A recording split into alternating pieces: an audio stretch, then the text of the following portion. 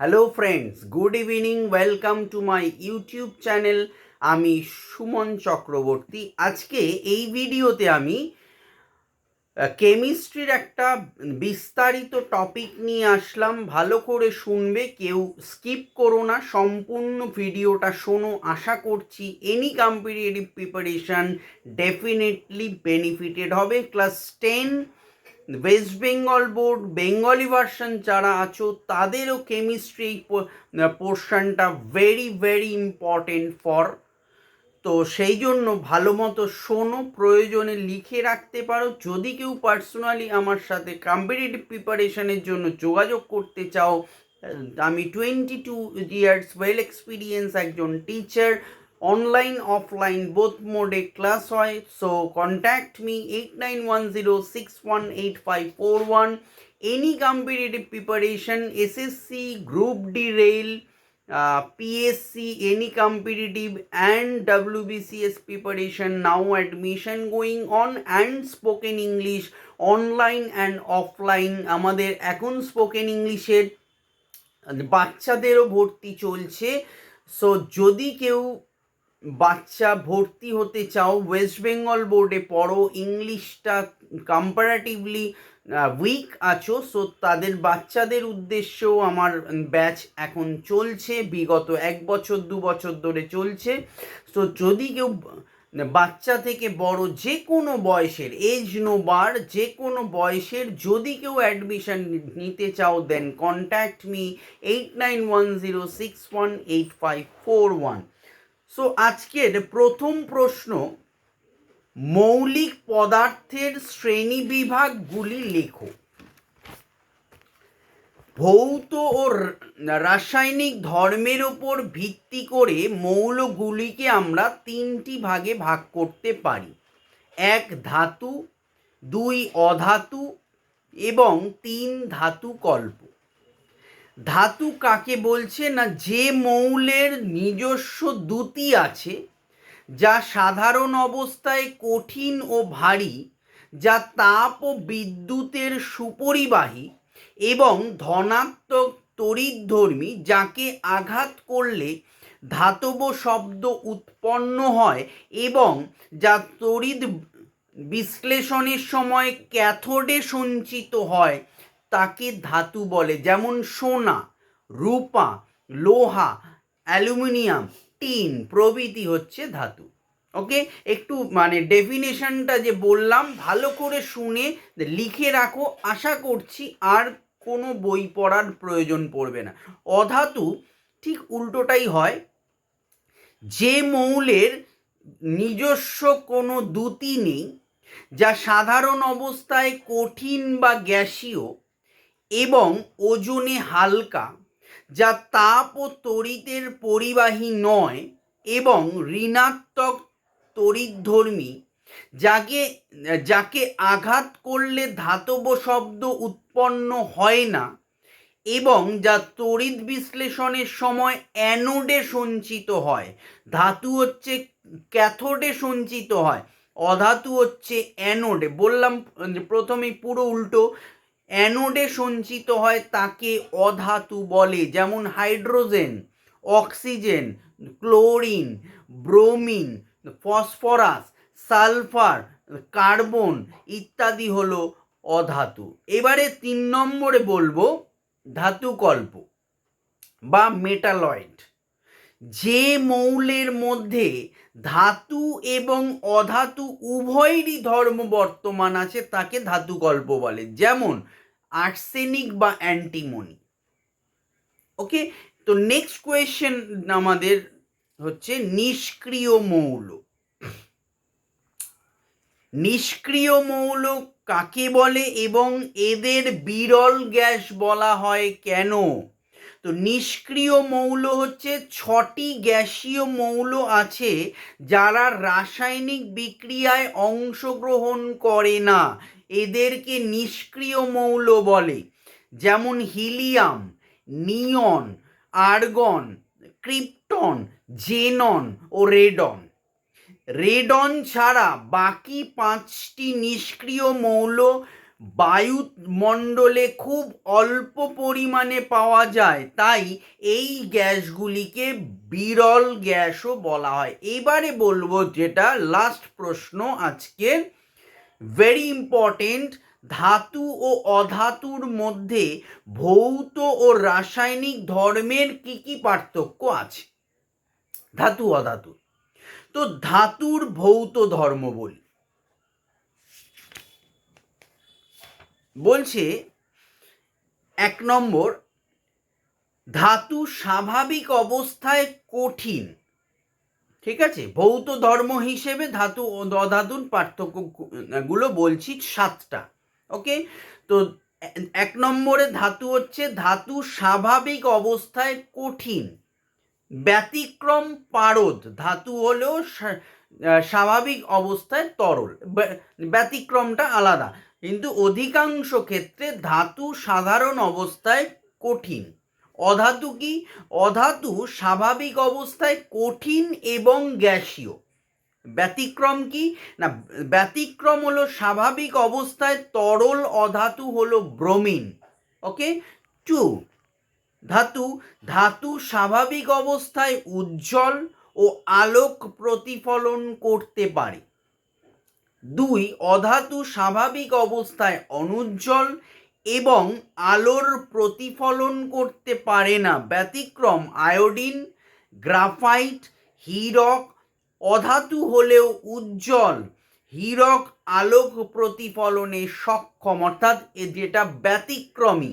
ওকে, number 3, ধাতু তাপ ও তড়িতের সুপরিবাহী। 3, অধাতু তাপ ও তড়িতের কুপরিবাহী।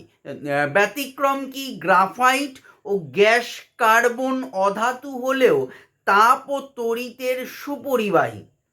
4.4, ধাতুকে আঘাত করলে ধাতব শব্দ উৎপন্ন হয়। ব্যতিক্রম লিথিয়াম, সোডিয়াম, পটাশিয়াম থেকে ধাতব শব্দ উৎপন্ন হয় না। অধাতুকে আঘাত করলে ধাতব শব্দ উৎপন্ন হয় না। ওকে, 5, ধাতু সাধারণত শক্ত, দৃঢ়, নমনীয় ও প্রসারণশীল। ধাতুকে পিটিয়ে পাতলা পাতে পরিণত করা যায়। 5, অধাতু হালকা, ভঙ্গুর, নমনীয় এবং প্রসারণশীল নয়। অধাতুকে পিটিয়ে পাতলা পাতে পরিণত করা যায় না। ব্যতিক্রমী কি? লিথিয়াম, সোডিয়াম, পটাশিয়াম ধাতু নরম। ওকে, 6, সাধারণত ধাতুর গলনাঙ্ক ও স্ফুটনাঙ্ক বেশি। ব্যতিক্রম পারদ, সিজিয়াম, গ্যালিয়াম ধাতুর গলনাঙ্ক কম।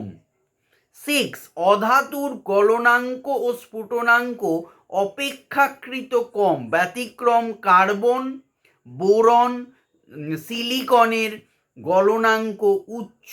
লাস্ট পয়েন্ট, ভৌত ধর্মের ধাতু অধাতু পার্থক্যের 7টা আছে বলেছি। পয়েন্ট নাম্বার 7, ধাতুর আপেক্ষিক গুরুত্ব সাধারণত 1-এর বেশি হয়, অর্থাৎ ধাতু জলের চেয়ে ভারী। ব্যতিক্রম লিথিয়াম, সোডিয়াম, পটাশিয়ামের আপেক্ষিক গুরুত্ব 1-এর কম। 7 নম্বর, অধাতুর আপেক্ষিক গুরুত্ব সাধারণত 1-এর কম হয়। অধাতু জলের চেয়ে হালকা। ব্যতিক্রম আয়োডিন সবচেয়ে ভারী অধাতু, এর আপেক্ষিক গুরুত্ব 4.9। এবার বলবো যে রাসায়নিক ধর্মের ভিত্তিতে ধাতু অধাতুর পার্থক্য। এখানে রাসায়নিক ধর্মের ভিত্তিতে হচ্ছে 9টা পার্থক্য আছে। ওকে, সো ভেরি ইম্পর্টেন্ট, ভালো করে স্কিপ না করে শোনো। আশা করছি তোমরা খুব বেনিফিটেড হবে। আর এগুলো থেকে কিন্তু question answer any competitive chemistry part থাকে এবং দেয়, আসতেই পারে। তো রাসায়নিক ধর্মের ভিত্তিতে ধাতু অধাতুর পার্থক্য: 1, ধাতুর অণুর মধ্যে একটি পরমাণু থাকে। 1, অধাতুর অণুর মধ্যে দুই বা তার বেশি পরমাণু থাকে। ব্যতিক্রম কি হিলিয়াম, নিয়ন, কার্বন প্রভৃতি নিষ্ক্রিয় গ্যাসগুলি এক পরমাণু দ্বারা গঠিত। 2. ধাতু সাধারণত ধনাত্মক তড়িৎধর্মী মৌল। রাসায়নিক বিক্রিয়ায় ধাতুর পরমাণু ইলেকট্রন ত্যাগ করে ক্যাটায়নে পরিণত হয়, যেমন Na minus E arrow Na+। ওকে।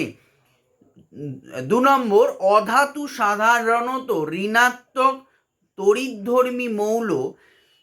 রাসায়নিক বিক্রিয়ায় অধাতুর পরমাণু ইলেকট্রন গ্রহণ করে অ্যানায়নে পরিণত হয়। উদাহরণ Cl+E অ্যারো Cl-। ওকে। নাম্বার 3, ধাতুগুলি সাধারণত বিজারক হয়। 3, অধাতুগুলি সাধারণত জারক হয়। ব্যতিক্রম কি হাইড্রোজেন অধাতু হলেও বিজারক। 4, হাইড্রোজেনের চেয়ে বেশি তড়িৎ ধনাত্মক ধাতুগুলি লঘু H2SO4 অর্থাৎ সালফিউরিক অ্যাসিড ও HCl হাইড্রোক্লোরিক অ্যাসিডের সঙ্গে বিক্রিয়ায় দ্রবীভূত হয় এবং হাইড্রোজেন গ্যাস উৎপন্ন হয়। কিন্তু হাইড্রোজেনের চেয়ে কম তড়িৎ ধনাত্মক ধাতুগুলি যেমন তামা, সোনা, পারদ, রূপা প্রভৃতি অ্যাসিডের সঙ্গে বিক্রিয়ায় হাইড্রোজেন গ্যাস উৎপন্ন করে না। 4, অধাতুগুলি অ্যাসিডে দ্রবীভূত হয় না এবং হাইড্রোজেন গ্যাস উৎপন্ন করে না। 5, ধাতুগুলি অক্সিজেনের সঙ্গে যুক্ত হয়ে সাধারণত ক্ষারীয় অক্সাইড উৎপন্ন করে। 5, অধাতুগুলি অক্সিজেনের সঙ্গে বিক্রিয়ায় সাধারণত আম্লিক অক্সাইড গঠন করে। 6, এবারে ব্যতিক্রম একটু বলে দিই, যেটা বললাম যে পয়েন্টটা 5 নম্বরের। অবশ্য কতগুলি ধাতুর ক্ষেত্রে বলছি, কতগুলি ধাতব অক্সাইডে আম্লিক ও ক্ষারীয় উভয় ধর্মই দেখা যায়, যেমন জিঙ্ক অক্সাইড, অ্যালুমিনিয়াম অক্সাইড ইত্যাদি। আর অধাতু হচ্ছে SO2 আম্লিক অক্সাইড। 6, পয়েন্ট নাম্বার 6, ধাতু তড়িৎ বিশ্লেষণের সময় ধাতব ক্যাটায়ন ক্যাথোড তড়িৎদ্বারে মুক্ত হয়। 6, তড়িৎ বিশ্লেষণের সময় অধাতব অ্যানায়ন অ্যানোড তড়িৎদ্বারে মুক্ত হয়। 7 নম্বর 7 পয়েন্ট, ধাতব ক্লোরাইড লবণ গলিত বা দ্রবীভূত অবস্থায় তড়িৎ বিশ্লেষ্য। এরা কঠিন অনুদ্বায়ী এবং তড়িৎযোজী যৌগ। 7 নম্বর, অধাতব ক্লোরাইড তড়িৎ বিশ্লেষ্য নয়। এরা সাধারণত উদ্বায়ী তরল পদার্থ এবং সমযোজী। 8, ধাতু সাধারণত হাইড্রোজেনের সঙ্গে বিক্রিয়ায় স্থায়ী হাইড্রাইড গঠন করে না। 8, অধাতু হাইড্রোজেনের সঙ্গে যুক্ত হয়ে স্থায়ী হাইড্রাইড গঠন করে। ব্যতিক্রম হচ্ছে সোডিয়াম, পটাশিয়াম, লিথিয়াম স্থায়ী হাইড্রাইড গঠন করে। লাস্ট পয়েন্ট নাম্বার 9, ধাতু জটিল লবণ গঠন করে। আর অধাতু সাধারণত জটিল লবণ গঠন করে না। ব্যতিক্রম বোরন, সিলিকন জটিল যৌগ গঠন করতে পারে। সো এই হলো আজকের ভেরি ইম্পর্টেন্ট একটা টপিক আলোচনা করলাম। সো আমি কোয়েশ্চেন অ্যাট আ গ্ল্যান্স একটু বলে দিই। মৌলের শ্রেণীবিভাগ করো। ধাতু অধাতু ধাতুকল্প কাকে বলে উদাহরণ দাও। নিষ্ক্রিয় মৌল কাদের বলে, এদের বিরল গ্যাস বলা হয় কেন।